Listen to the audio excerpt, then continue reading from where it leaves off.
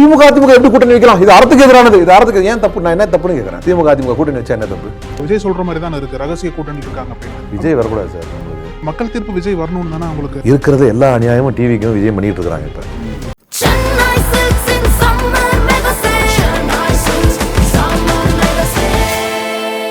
The Chennai Silks in Mega Summer Sale. Summer வந்தாச்சு. What's your plan for this holiday? எங்க கிட்ட விட்டுருங்க, நாங்க பாத்துக்கிறோம். GT Holidays, South India's #1 travel brand. ராகுல் காந்தி இந்த தேர்தலை பிடிக்காம தான் வந்திருக்கிறாரு. அப்படிதான் அது காட்டுது. நம்ம எவ்வளவு ரிஃபண்ட் பண்ணி எல்லாம் தேர்தலை சந்திக்க அவருக்கே பிடிக்கல. நம்ம அப்படிதான் புரிஞ்சுக்க முடியுது. நான் என்ன நினைக்கிறேன் அப்படின்னா, நாம் பேசியது தாக்கத்தை ஏற்படுத்தி இருக்கிறது. அதனாலதான் உங்களுக்கு காங்கிரஸ் வச்சுக்கல.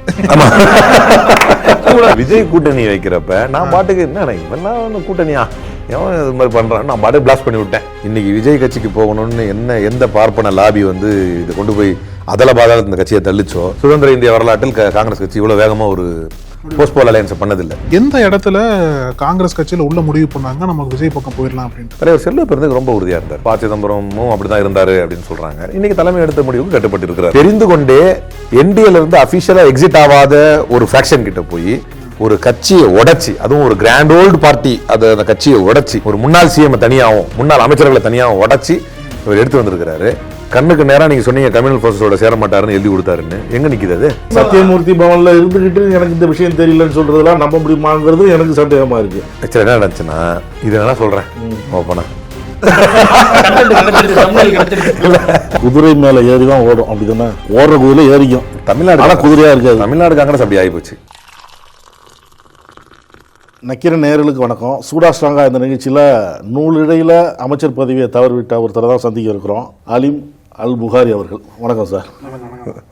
புது இன்ட்ரடக்ஷன். ஒரு நூலிடையில் உங்களுக்கு போயிடுச்சோ பதவி? அது புதுசா இருக்குது, விளக்கமே புதுசா இருக்கு. நூலில் அமைச்சர் பதவி அப்புறம் கண்ணு காது வச்சு இதுக்கே காரணமாக்கி விட்டுருவாங்களே, இதுக்குதான் விலகினார் அப்படின்னு. இல்லை, இவ்வளவு மீடியாவில் பேசுறீங்க, ஆணித்தரமாக பேசுனீங்க, காங்கிரஸை விட்டு கொடுக்காமல் பேசுனீங்க, உங்களுக்கு எம்எல்ஏ சீட்டும் இல்லை, பிரச்சாரமும் போனீங்க, ராகுல் பீகார் வரைக்கும் போனீங்க காங்கிரஸுக்காக, மொழிபெயர்க்கு ஸ்டாலினுக்காக, கூட்டணிக்காக. அப்பயும் ஒன்று எம்எல்ஏ சீட்டு தரல. இவ்வளவு செஞ்சும் கடைசியில் நீங்கள் சொல்கிற வரதை புரிஞ்சிக்கலையா? அவங்க இடைநீக்கம் பண்ணுற அளவுக்கு போகிறாங்களே, புரிஞ்சிக்கலையா? இல்லை, இது தேர்தலுக்கு முன் தேர்தலுக்கு பின்னு எடுத்துக்கலாம்ல. இப்போ நீங்கள் சொல்கிறது இது எல்லாமே தேர்தலுக்கு முன்னு தானே. நம்ம உழைப்பு பண்ணது, நமக்கு சீட்டே கிடைக்கலன்னு கன்ஃபார்ம் ஆனது எல்லாமே தேர்தலுக்கு முன்னு. நம்ம மேலே நடவடிக்கை எடுக்கணுங்கிற அளவுக்கு அவர்கள் சென்றதாக அவர்கள் உணர்வது தேர்தலுக்கு பின் மட்டும் இல்லை, தேர்தல் முடிவுக்கே பின். நாம் டிஃபர் ஆனது தேர்தலுக்கு முன்னால் இல்லையே. நீங்கள் சொல்கிற பாயிண்ட் படி வரணும்னா நம்ம டிஃபர் ஆனது தேர்தல் முடிவுக்கு பின்னால தேர்தல் முடிவுக்கு பின் அவர்கள் எடுத்த ஒரு முடிவு, அதில் தானே டிஃபர் ஆகும். So it has got nothing to do with electoral victories or electoral participation or tickets. நமக்கு வாய்ப்பு கிடைக்கல, அதுக்கு எதுக்கு இந்த சம்மந்தமும் இல்லை. கிடைக்கலாம் பிரச்சனை இல்லை. நான் நினச்சது நம்ம நேஷனல் பாலிடிக்ஸில் இருக்கிறோம். என்னுடைய இலக்கு நான் அடிக்கடி சொல்லுவேன், நம்ம ஒரு மத்திய அமைச்சர் ஆகணும், அதுக்கேற்ற ஒரு உழைப்பை போடுவோம், அதை நோக்கி நடப்போம் அப்படின்னு தான் நம்ம ஒரு இலக்கில் இருந்தோம். பட் ஸ்டில் ஒரு ரெப்ரசன்டேஷன் கிடைக்குது அப்படின்னு சொன்னால் இதுக்கு முயற்சி எடுக்கும். நான் முழு முயற்சி எடுத்தேன், சட்டமன்றத்துக்கு போகிறதுக்கான முயற்சி எடுத்தேன். ஒரு 4-5 நாட்கள் டெல்லியில் போய் தங்கியிருந்தேன், அதுக்கான பணிகள்லாம் செஞ்சோம். எண்ட் ஆஃப் த டே தலைமை யாருக்கு முடிவு எடுக்குதோ அவங்களுக்கு வரும். அப்போ இல்லை, ஒரு வேளை இப்படி இருக்குமா பிரித்திவி? இவர் ஸ்டாலினுக்கு மொழிபெயர்ப்பு பண்ணாரு, அதனால திமுகவில் போய் அமைச்சர் ஆகட்டும், எம்எல்ஏ ஆகட்டும். இங்கே ஏன்டா காங்கிரஸில் உட்காந்துக்கிட்டு எங்க சீட்டை முடிக்கிட்டு உட்காந்துருக்கீங்க? அப்படின்னா அங்கே போ, நீ ஸ்டாலினுக்கு மொழிபெயர்ப்படுத்து பேர் எடுக்க தான் நினைச்சா, ஸ்டாலினுக்கு பேர் வாங்கி கொடுக்கறதுன்னு நினைச்சிருக்கீங்க. நீங்க திமுகவில் போய் சீட்டு வாங்கிக்கப்போ அப்படின்னு அனுப்பி விட்டாங்களா? ராகுலுக்கும் மொழிபெயர்ப்பு பண்ணியிருக்காரு, அதை பெருசா எடுத்துக்கல யாரும். இல்லை, அதுக்கு காரணம் அதுக்கு அடுத்தடுத்து நடந்த சீக்வன்ஸ் ஆஃப் ஈவெண்ட்ஸ் கொஞ்சம் கொலாப்ஸ் ஆயிடுச்சு. அதனால மற்றபடி அப்படி பார்த்தீங்கன்னா நல்ல ஒரு விஷயம் தான் இது. இப்போ அவர் சொன்னதும் கரெக்டு. இப்போ நீங்கள் சொன்னது ஸ்டார்ட் பண்ணுறேன். அப்படி பார்த்தா என்னை அதை செய்யணும்னு அனுப்புனது தலைவர் செல்வ பெருந்தகை தானே. எனக்கு அந்த வாய்ப்பை கட்சி தானே கொடுத்துச்சு. அதுக்கு என் கட்சிக்காக நான் உழைத்ததை வைத்து உன்ட்ட இந்த ஆப்ஷன் இருக்கு, நீ போ அப்படின்னு அனுப்புனது என் கட்சி தானே. இப்பதான் தோணுதுண்ணே, செல்வ பெருந்தகை விட நல்லா மொழிபெயர்ப்பு பண்ணிட்டீங்க, அப்புறம் எப்படி காங்கிரஸ்? அப்ப நீங்க அதை அவர் அஃபண்ட் ஆயிருந்தா பரவாயில்ல, எனக்கு அனுப்பியிருக்க மெசேஜ் பாருங்க, தலைவர் செல்வ பெருந்தகை நீங்கள் that's not an issue, you don't worry. எனக்கு எப்போவுமே அவர் வந்து நான் அப்படி தான் நினைக்கிறேன். மற்றபடி ஆஃப் தி ரெக்கார்டு யார் என்ன பேசுகிறான்றது நமக்கு தெரியாது. நான் I am man of on the record தான். நேரில் நம்ம என்ன பார்க்குறோம் என்ன பேசுகிறோம் அதை பொறுத்து தான் நம்ம எடுப்போம். அப்படி பார்க்குறப்ப he was always சப்போர்ட்டிவ் தானே, நமக்கு எல்லா விதத்துலையுமே இருந்திருக்காரு. அவர் மட்டும் இல்லை, எல்லா தலைவர்களுமே நேரடியாக நம்மளுக்கு எந்த தொந்தரவோ நேரடியாக எந்த இடையூறோ நேரடியாக தந்ததாக நம்ம பார்க்கல. பட் பின்னால் எப்படி செஞ்சாங்கன்னு தெரியல. எனக்கு வந்து இப்போது மீடியாவில் இப்போது தலைவர் அழகிரி இருக்கிற வரைக்கும் நான் போயெல்லாம் பல முறை சொல்லியிருக்கேன், எனக்கு அந்த ஸ்போக்ஸ் பர்சன் இது பண்ணுங்க அப்படின்னு.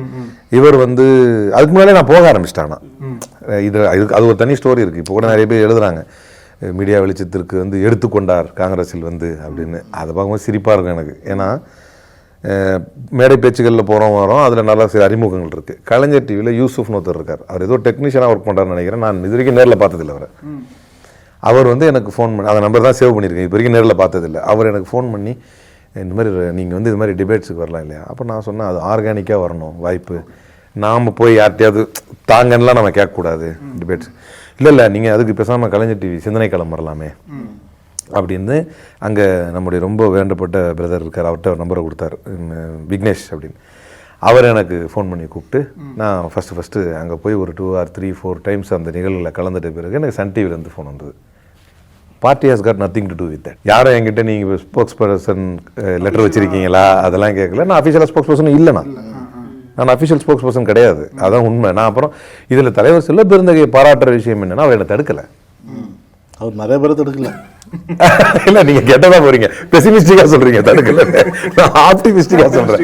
ஆப்டிமிஸ்டிக்காக வந்து அவர் நான் நினைச்சாரு, யார்ப்பா நீ கட்சி பேரில் போய் பங்கேற்றுக்கிட்டு இருக்கிற, நீ போகிறதுனா தனியாக போ, கட்சின்னு போடாத அப்படின்னு நம்ம சொல்லலாம். இல்லை நம்மகிட்ட சொல்ல வேண்டியதில்லை, சொல்ல வேண்டிய இடத்துல சொல்லலாம்.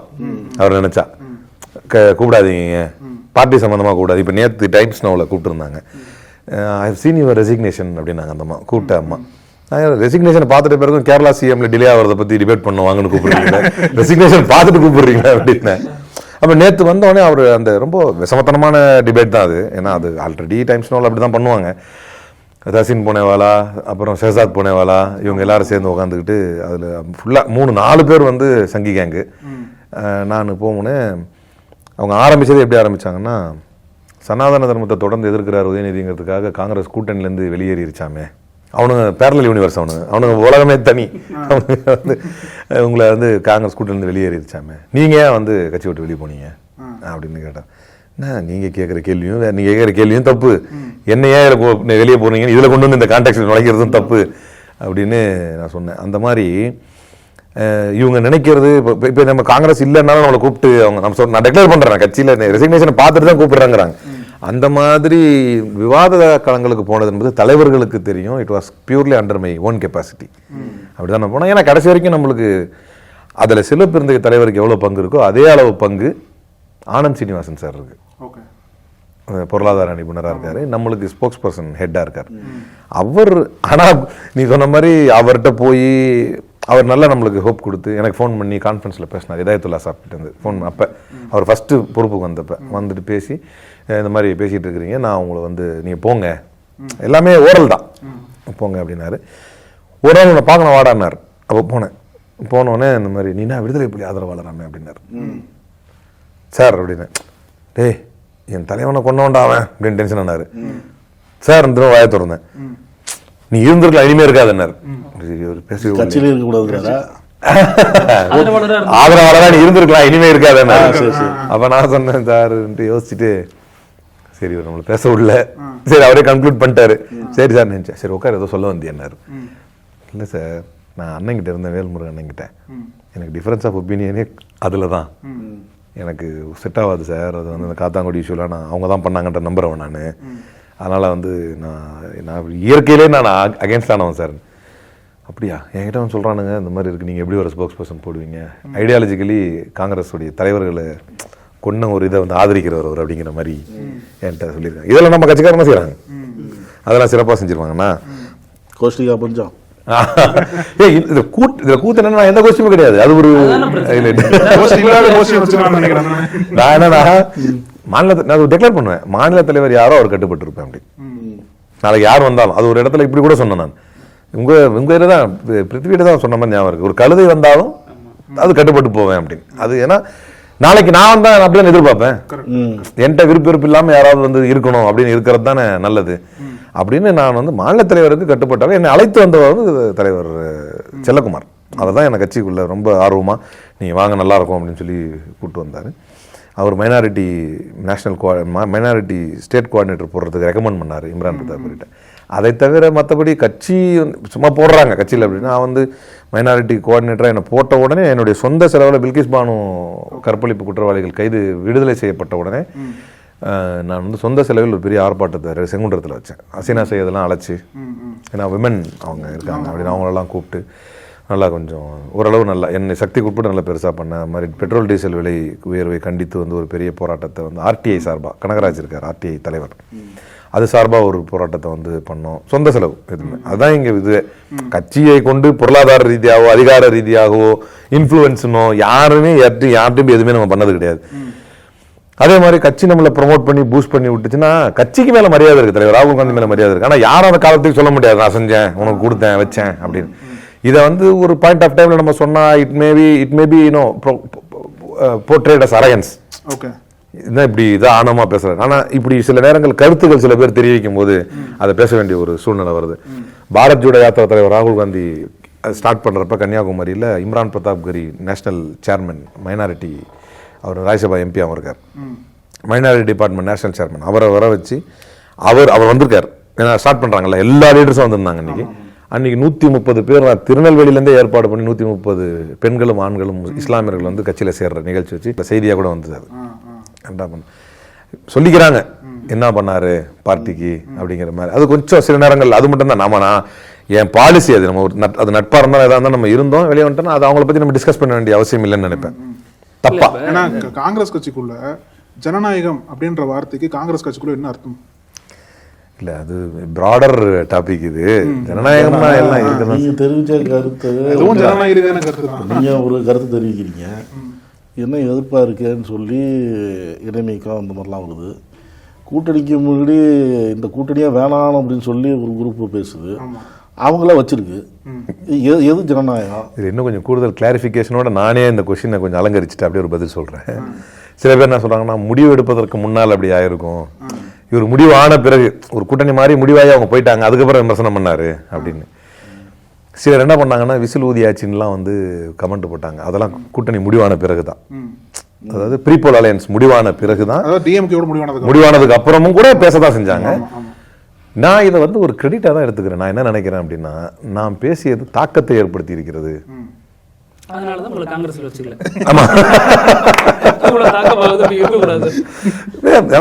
எங்க இருந்தாலும் வாழ்க்கை தானே, என்ன இருக்கு எனக்கு. இப்ப நான் இந்த சபையை பயன்படுத்தி நான் சொல்ற செய்திகள் என்ன அப்படின்னா, எனக்கு எந்த உள்நோக்கமும் இல்லப்பா, எனக்கு யாரும் எதுவும் அள்ளி கொடுக்கல, நான் யார்கிட்ட வாங்கிட்டு வரல, நான் எனக்கு யாரும் கொடுக்கல, நான் எதுவும் பண்ணல, எனக்கு யாரும் ஏதாவது ஒரு முயற்சி பண்ணி போடுறாங்க, யாரு இவன் இப்படி அப்படி எப்படி இன்னும் முயற்சி எடுக்கிறாங்க. அன்னைக்கு கூட இவங்க வந்திருந்தாங்க, சுகிதா சாரங்கராஜன், அவங்க சேனல் வச்சிருக்காங்கன்னு சொல்லி வந்து பேட்டி எடுக்க வந்தாங்க. அப்போ அவங்ககிட்ட நான் சொன்னேன், நீங்கள் வந்து ஒரு சீனியர் ஜேர்னலிஸ்ட், நீங்கள் எவ்வளோ டிபேட்ஸ் எல்லாம் வந்து நடத்தியிருக்கீங்க, உங்களுக்கு தெரியும், பரவாயில்லப்பா அந்த கூப்பிட்டதுக்கு ஜஸ்டிஃபையபிளாக பேசுகிறான் இவன் அப்படின்னு ஒரு பேர் கொடுக்குற இடத்துல நான் இருக்கேன் இல்லையா அப்படின்னு. ஐயோ அஃப்கோர்ஸ் இதை நான் ஏற்கனவே சொல்லியிருக்கேன் அப்படின்னா, உங்களுக்கு தெரியும்ல ப்ரிப்பரேஷன் எல்லாம் வர முடியுமா? அதுவும் இப்போ ஒரு நாம் தமிழர் மாதிரி ஒரு பார்ட்டியை டிஃபெண்ட் பண்ணுறது ரொம்ப ஈஸி, ஏன்னா அவருடைய ஹிஸ்டரியே 10 வருஷம் தான். ஒரு கிராண்ட் ஓல்டு பார்ட்டியை டிஃபெண்ட் பண்றது, அதுவும் தமிழ்நாட்டில் டிஃபெண்ட் பண்றது கொஞ்சம் கஷ்டம். ஏன்னா பிகாஸ் தேர் ஆர் ரீசன்ஸ். அது இந்த ஈழத்தமிழர் பிரச்சனையா இருந்தாலும் சரி, கச்சத்தீவு சிக்க பிரச்சனையா இருந்தாலும் சரி, இது கொஞ்சம் ஹிஸ்டாரிக்கல் திங். ஏதாவது நம்ம வந்து ஒரு ரொம்ப வேலிடான பாயிண்ட் பேசிட்டு இருப்போம். அது உச்சகட்டம். அது இல்ல, நேரு சப்ஜெக்ட் வந்து உச்சகட்டம் வைங்களேன். அது யார் யூஸ் பண்ணுவாங்க? அதுக்கு சில பேர் இருக்காங்க பாஜக, ரொம்ப கண்ணிங்கா பேசுற கொஞ்சம் பேர் இருக்காங்க பாஜக. நாம் தமிழர்ல கொஞ்சம் பேர் இருக்காங்க. கரெக்டா நம்ம ஏதோ உச்ச இடத்துல போயிட்டு இருக்கும்போது ஏதாவது ஒரு கொலையை பத்தி, ஏதாவது ஒரு மாஸ் மர்டரை பத்தி, ஏதாவது ஒரு அசாசினேஷனை பத்தி பேசிட்டு இருக்கும்போது ஈழத்தமிழர் அப்படின்ட்டுருவாங்க. இப்போ அது இந்த சப்ஜெக்ட் எல்லாமே கொஞ்சம் டிஃபெண்ட் பண்ணி நம்ம வந்து பேசக்கூடிய ஒரு சுச்சுவேஷன் வந்து இருக்கு. அப்போ அவங்ககிட்ட கேட்டேன், அப்படின்னா ப்ராபப்ளி என்ன, அதாவது இப்போ சில நேரங்களில் வந்து ஒரு முக்கியமான பெரிய சேனல்ஸ்லாம் வந்து ஒரு 5-6 மணிக்கு கூப்பிட்டா நான் ஃப்ரீயாக இருந்தாலுமே வரலன்றுவேன். காரணம் என்ன அப்படின்னா, ப்ராப்பராக ப்ரிப்பேர் பண்ணுறதுக்கான டைம் இல்லைன்னா நான் போக மாட்டேன். ஏன்னா கட்சியுமே நம்ம வந்து விட்டு கொடுத்து நம்மளும் இதான மாதிரி ஆயிடக்கூடாது அப்படின்னு. அப்போ அது என்னன்னா ஒரு நிகழ்ச்சி என்பது அது அன்னைக்கு நடந்த நிகழ்ச்சி மட்டும் கிடையாது, அன்றைய ஒரு நாள் பொழுது எனக்கு அது ரொம்ப இலகுவா என்ன சொல்லிடுறாங்கன்னா, அந்த கட்சியில தன்னை இதே நான் வந்து ஒரு நாள் என்னைக்காவது மிஸ் பண்ணா கட்சி மட்டும் அசிங்கப்படாது, நாசத்து மொத்தமா கவனமாயிடுவேன். ஒரு டிரான்ஸ்லேட் போனோம் அப்போ வந்து அதான் சொன்னேன் அடிக்கடி, ஸ்டாலின் சார் கூட போனோம் அப்படின்னு சொன்னா அது என்னுடைய மொத்தம் 4 நாள். அது அன்னையோட சேர்த்து 4 நாள் மொத்தம். 3 நாள் முன்னாள் சொல்றாரு புகாரி நீங்க போறீங்க வந்துருங்கன்னு தலைவர் செல்வப்பெருந்தகை சொல்றாரு. அப்போ நான் வந்து மறுநாள் நம்ம வந்து அக்கார் ஹோட்டல் போனோம் வாங்கன்னு கூப்பிட்டு போறாரு. அப்போ போயிட்டு அவங்க அந்த தலைவர்கள்ட்ட பேசி அறிமுகப்படுத்திட்டு சொல்றாரு என்கிட்ட, யாரா அனுப்பி வச்சான் செல்வ பெருந்தகை அப்படின்னு சொல்லி ராகுல் காந்தி நினைச்சிடக்கூடாது புகாரின்றார். அவர் சொல்ல திக்கு திக்குன்னு ஆகுது நம்மளுக்கு. அந்த பயம் இருந்திருக்கும் அவருக்கு, ஒருவேளை டிரான்ஸ்லேட் சரியா பண்ணல அப்படின்னா எங்கேயும் சொல்ல போறாங்களே அப்படின்ற ஒரு பயம் இருந்திருக்கும். இல்ல நான் சொல்றது சிஎம் கூட போனது, பீகார் டிரான்ஸ்லேட் பண்ற இஷ்யூஸ் சொல்றாங்க இல்ல எப்படி. ஆஹா, ஏற்கனவே ராகுல் காந்திக்கு டிரான்ஸ்லேஷன் தான பிரச்சனையே ராகுல் காந்திக்கு. இப்ப நீங்க இது வந்து இது தலைகீழ வேற. இது எப்படின்னா இது பெரிய சப்ஜெக்ட். அது என்ன, தமிழ் டு ஹிந்தி, அதுவும் அந்த ஊருக்காரனாவே நீங்க அவங்க பேசணும். அப்ப தமிழ் டு ஹிந்தினும் போது அது நம்ம அதாவது வேண்டி எடுத்துக்கொண்ட ஒரு விஷயம் தான். அது லவ் மாதிரி தான். இவ்வளவு பிரச்சனை வரும் இந்த பொண்ணை கட்டுறதுன்னு தெரியும், இருந்தாலும் ஆசை யார் விட்டுச்சுங்கிற மாதிரி சிஎம் கூட போற ஒரு வாய்ப்பாச்சே வருதில்ல. இல்லை நான் I won't let you down தலைவர், நான் பாத்துக்கிறேன் அப்படின்னு எடுத்துட்டேன். ஆனால் 3 நாள் நான் அதை யோசிச்சு நம்ம தோழர் பியூஷ் மனுஷுக்கெல்லாம் ஃபோன் பண்ணி, அவர் நேட்டிவ் ஹிந்தி ஸ்பீக்கிங் இல்லையா, அவர் கூட பேசி அவர் நேட்டிவ் ஹிந்தி ஸ்பீக்கிங்கா என்ன நீங்க அவர் கலாய்க்கங்கிறதுக்காக அவர் நேட்டிவ் ஹிந்தி ஸ்பீக்கிங்கா பீகார் அந்த அடிப்படையில் கான்டாக்ட் பண்ணிருக்கலாம். அப்ப கூட ரெஃபரன்ஸு கூட நான் வந்து யாரையும் அவங்களே எடுக்கலையே, நான் அதுக்காக நீங்க நேர்மையா நிக்கிற ஒரு நபர் கூட பேசி நல்லா இது பண்ணி பேசிக்கிட்டே இருந்தேன் 3 நாள். நான் ஒரு முடிவு எடுத்துட்டேன், நம்மளுக்கு அந்த இது வரட்டும், நேட்டிவிட்டி வந்துகிட்டே இருக்கட்டும் அப்படின்னு நல்லா அவர்கிட்ட பேசிக்கிட்டு நிறைய விஷயங்கள். அதுக்கப்புறம் அவர் என்னென்ன பேசுவார் அப்படிங்கிற சில ஸ்கிரிப்ட்லாம் வந்து நம்ம அதை எடுத்துகிட்டு போனது. அதுவும் அந்த தலைவர் செல்வப்பெருந்தகை தான் வாய்ப்பு கொடுத்தார். இப்போ ராகுல் காந்திகிட்ட போகிறப்போ அவர் தான் அந்த வாய்ப்பை இது பண்ணார். அங்கேயுமே ஏதோ ஒரு இது வந்து அவர் உண்மை அவர் சொல்கிறது ஒரு இதில் சொல்கிறார்ல, நான் ஏதோ தெரிஞ்சதை பேசுகிறேங்க, மைக்கு சரியில்லை ஸ்பீக்கர் சரியில்லைங்கிறாருல, 100% உண்மை. அது பேசுறது கேட்காது, எனக்கு கேட்கலையே ராகுல் காந்தி பண்ணுறப்ப பெரிய ஸ்டோரி அது. நான் போய் உட்கார்ந்த உடனே அந்த பெரிய ஸ்டேஜ் ப்ரோட்டோகால் வைஸ் சேர்லாம் போட்டு நேம் போட்டு வச்சுருப்பாங்கல்ல, ஏன்னா அது ப்ரொடெக்ஷன் உள்ளதில்ல. அப்போ உட்காந்துருக்கு என் பக்கத்தில் வந்து இந்த வட சென்னையில் மாவட்ட தலைவர் லேடி முஸ்லீம் உமன் இருக்காங்க, அவங்க பேர் மதாரம்மான்னு சொல்லிட்டு, மதாரம்மா அதான் நினைக்கிறேன் பேர். அவங்க பக்கத்தில் உட்காந்தாங்க. நான் கேட்டேன், அக்கா உங்களுக்கு கேட்குதா அப்படின்னு. தமிழில் பேசிகிட்டு இருக்காங்க நம்ம எம்எல்ஏஸ்லாம், புரியல. இந்த எக்ஸ்ட்ரீம் கார்னர் ஒரு போடியமு, அந்த எக்ஸ்ட்ரீம் கார்னர் ஒரு போடியமு, அது சானிடைஸ் பண்ணி வச்சுருக்காங்க. ஒன்லி ராகுல் காந்தி மட்டும் தான் பேசுவார். அதில் டிரான்ஸ்லேஷன் வர்றப்ப அவர் அங்கே பேசுவார், நம்ம இங்கே டிரான்ஸ்லேட் பண்ணணும். இதுதான் ஸ்கெடியூல். இப்போ வந்து எல்லா எம்எல்ஏஸ்லாம் இங்கே நின்று பேசுகிறாங்க, எல்லாரும் டிஎம்கே எம்எல்ஏஸ் இருக்காங்க, எல்லாரும் வந்து பேசிக்கிட்டு இருக்காங்க, தமிழில் பேசுகிறாங்க, புரியல. மைக் இது ஸ்டேஜ் ப்ராப்ளம். அது ஒரு எக்ஸ்எம்எல்ஏ ஒருத்தர் என்கிட்ட ஃபோன் பண்ணி அதுக்கப்புறம் நிகழ்ச்சிக்கு அப்புறம் சொன்னார், ஒரு பெரிய போராட்டம் பண்ணியிருப்பீங்களே டிரான்ஸ்லேஷன்லனார். அது என்ன தான் அந்த எக்ஸ்பீரியன்ஸ் நம்போது நான் அசந்துட்டேன். சார் எப்படி சார் சொல்கிறீங்க என்ன, east west if I'm right அவர் சொன்னது, ஈஸ்ட் வெஸ்ட் கோஸ்டல் ஏரியாவில் ஸ்டேஜ் போட்டால் ஸ்டேஜ் வந்து ஸ்கொயர் சைஸில் வரணும்.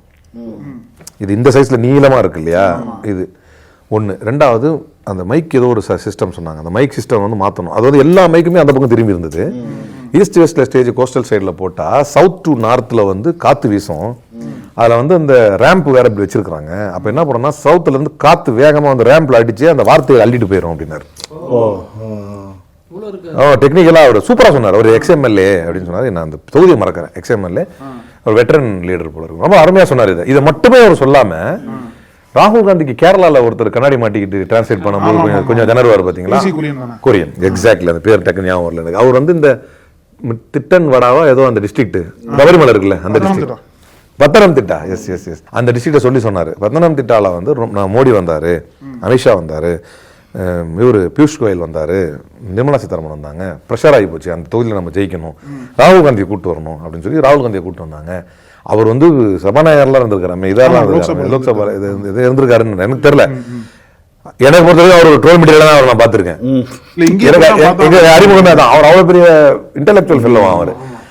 அவரை ஒன்று பெரிய அவர் என்ன சொல்றாருன்னா, அவர் அப்போ சொன்னார், அந்த சபரிமலை மலைகள்லாம் இருக்குல்ல, அந்த மலைக்கு கூட வரக்கூடிய காற்று வந்து அந்த வார்த்தைகளை வந்து எடுத்துகிட்டு போயிடும் அப்படின்னு. இது எனக்கு எங்கே நடந்துச்சுன்னா, நான் அதை பேசுகிறப்ப எதுவுமே புரியல. நான் அப்போ கூப்பிட்டு சந்திரசேகர் எம்எல்ஏ இருக்காரு, அவர்கிட்ட சொன்னேன், பொன்னேரி எம்எல்ஏ.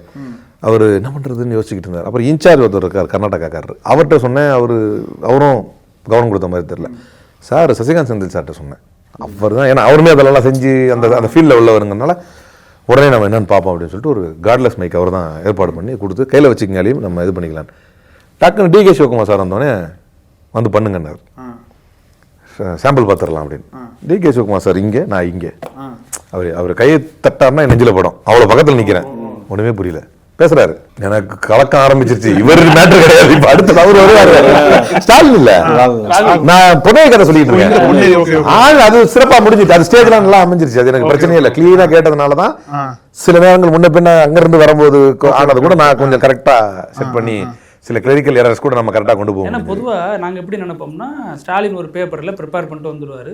அந்த பேப்பர் உங்கள்கிட்ட ஆல்ரெடி கொடுத்துருவாரு. நீங்கள் அதோட ஹிந்தி மொழியாக்க உங்கள் கையில் இருக்கும். அதுக்கேற்ற மாதிரி பேசுவீங்க. அப்படி இது நடக்காதா? யூஸ்வலாக சிஎம், பிரைம் மினிஸ்டர்ஸ் இவங்களதெல்லாம் அப்படி தான் சொல்கிறாங்க. ஹோம் மினிஸ்டர்ஸ் இது எல்லாமே அப்படி சொல்கிறாங்க. சிஎம் கிட்ட எனக்கு ஸ்கிரிப்ட் கிடச்சிது. அப்போது நீங்கள் வந்து you cannot take it is granted. Correct. அவர் ஃபர்ஸ்ட் பாயிண்ட் வாசிப்பார், நம்ம ஃபர்ஸ்ட் பாயிண்ட் வாசிப்போம்னு போனோம்னா தோத்துருவோம். அதில் சில அனுபவமும் இருக்குது. நான் அதை டீட்டெயிலாக சொல்ல முடியாது. வைங்களேன், அப்படி பண்ண முடியாது. அது மட்டும் கன்ஃபார்ம் அப்படி சொல்ல முடியாது. அதை அப்படி மட்டும் பண்ண முடியாது. அதனால் எல்லா இந்த மாதிரி போர்ட்ஃபோலியோவில் பெரிய லெவலில் இருக்கிறவங்க எல்லாருக்குமே வந்து ஸ்கிரிப்ட் இருக்கும். நான் கேள்விப்பட்டிருக்கேன். அது பேசுறது ராகுல் காந்தி அப்படி பண்ண மாட்டார். பிரச்சனை வந்து ஒரு ஸ்பான்டேனியஸ் தான்.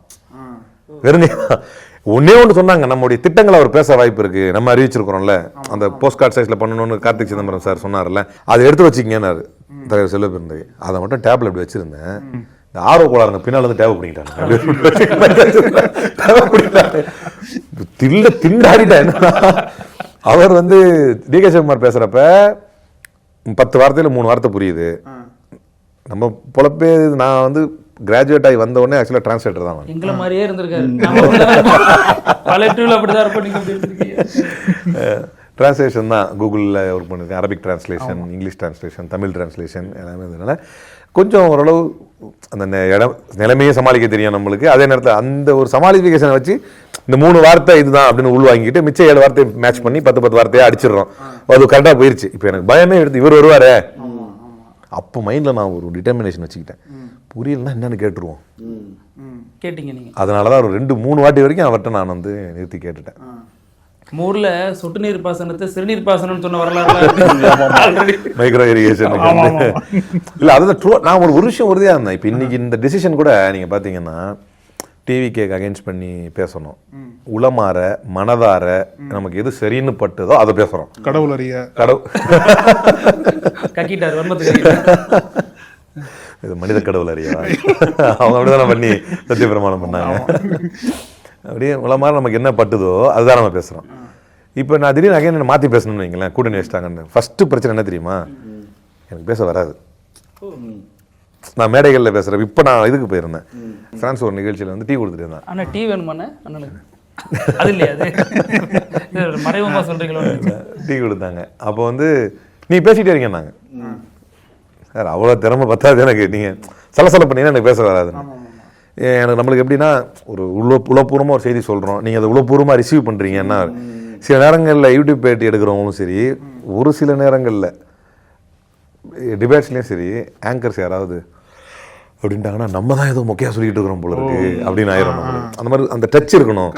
இந்த விஜய் விஷயம் கூட அப்படிதான். இப்போ நீங்கள் டக்குன்னு நீங்கள் பாட்டுக்கு மாற்றுறீங்க. அப்போ நாங்கள் கிரவுண்டில் எங்களுக்குன்னு ஒரு மரியாதை இருக்காதா?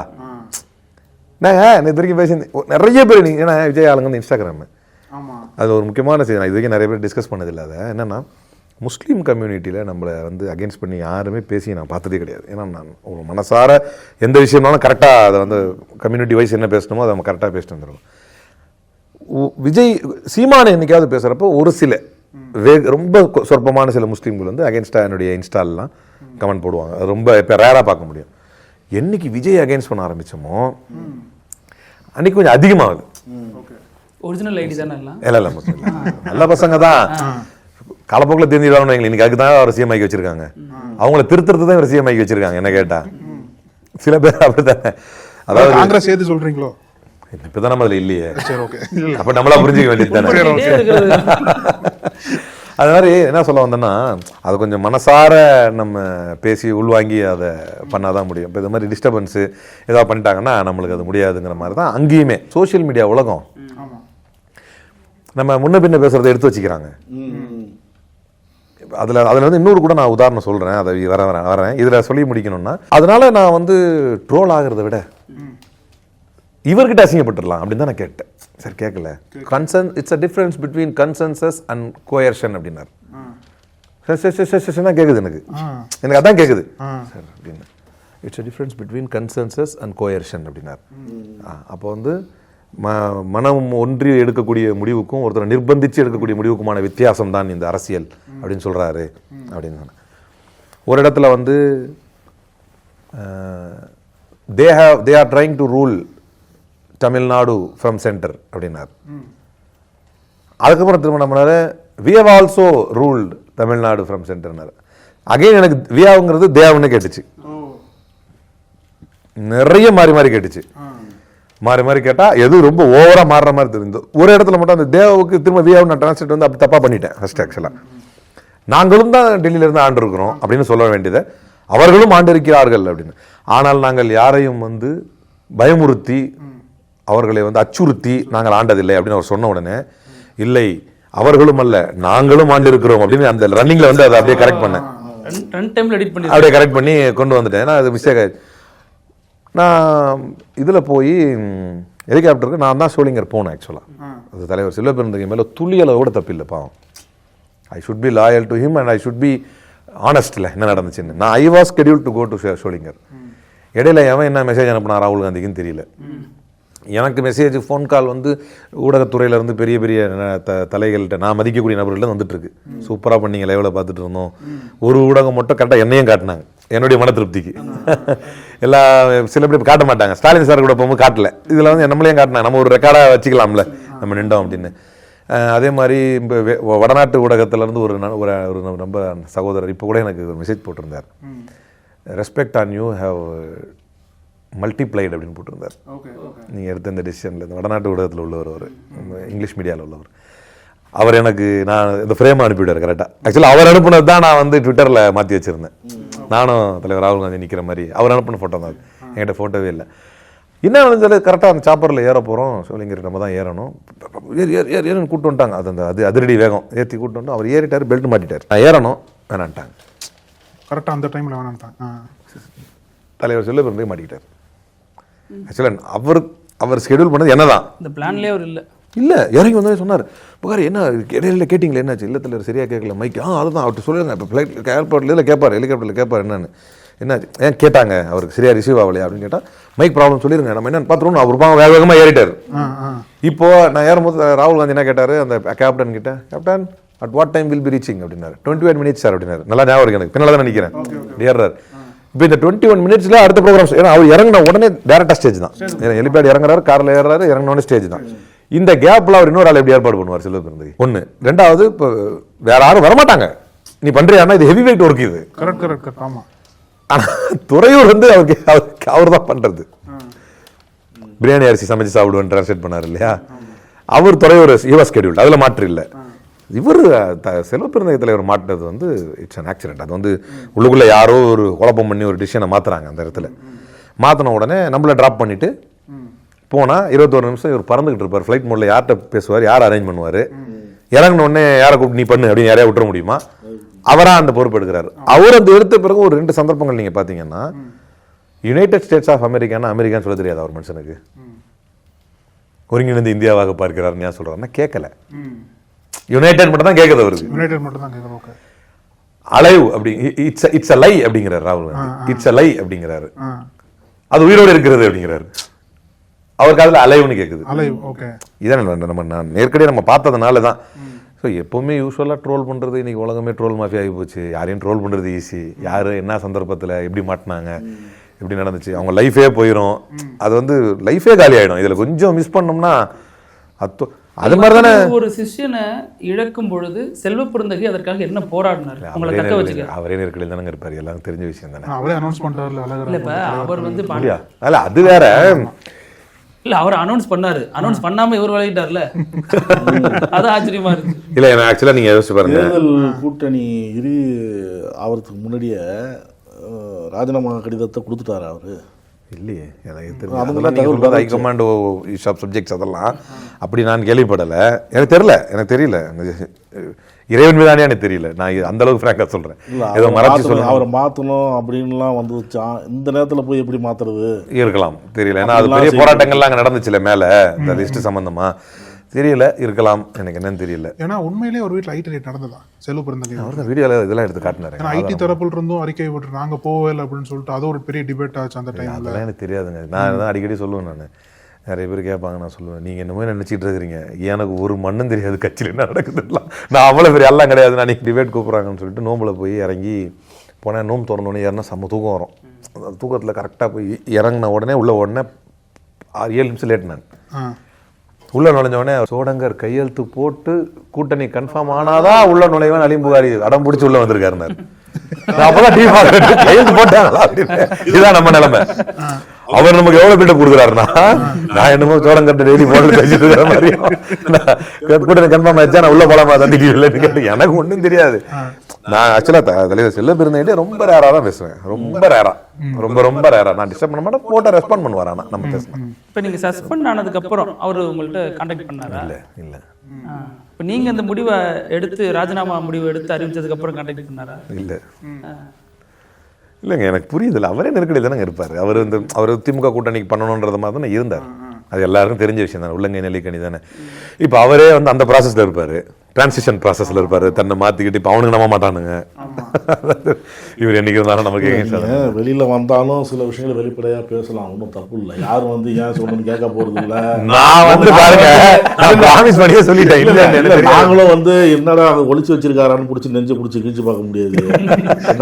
சில விஷயங்களுக்கு எல்லாருக்கும் தெரிஞ்சது. இப்போ காங்கிரஸ் சத்தியமூர்த்தி பவன் எங்கே இருக்குன்னே தெரியாதவங்கலாம் சத்தியமூர்த்தி பவன் என்ன நடக்குதுன்னு பேசிட்டு இருக்கிறாங்க.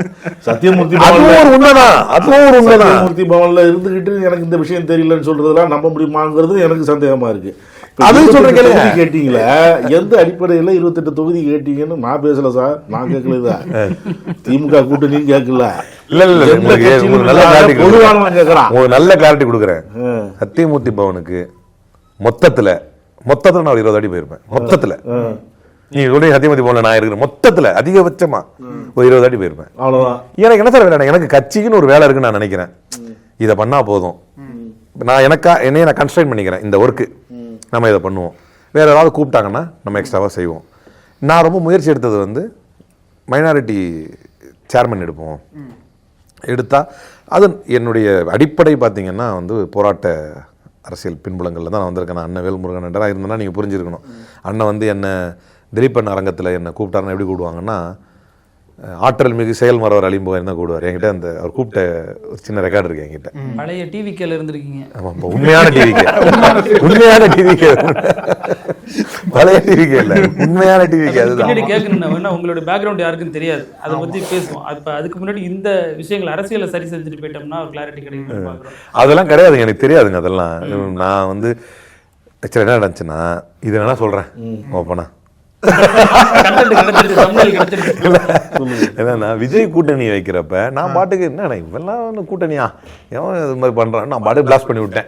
நக்கீரன்லாம் பிளாஸ்ட் பண்ணி விட்டேன்ல. நக்கீரன் பேசினேன், துபாயில இருந்தப்ப பேசினோன்னா இங்க வந்தோடனே பஞ்சாயத்து ஆரம்பிச்சிருச்சு. கொஞ்சம் ஆலாம் பூஜா அடிக்கிறாங்க. இதே மாதிரி யூத் காங்கிரஸ் ஹெட் ஆஃபீஸ் வந்து அடிக்கிறோம், ராகுல் காந்தி ஆஃபீஸ் வந்து அடிக்கிறோன்னா எனக்கு ஒன்றுமே புரியல. சரி, நான் மாநில அளவில் ஐ am not an authorized spokesperson, certified இல்லைனாலும் அன்அஃபிஷியலாக நம்ம தான் பேசணும்.